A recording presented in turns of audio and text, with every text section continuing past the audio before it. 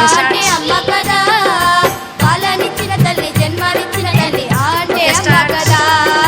పాలనిచ్చిన తల్లి జన్మనిచ్చిన తల్లి అంటే అమ్మ కదా, ఒకటవ అక్షరమే చిన్న అంటే అమ్మ కదా, ఒకటవ అక్షరమే చిన్న అంటే అమ్మ కదా,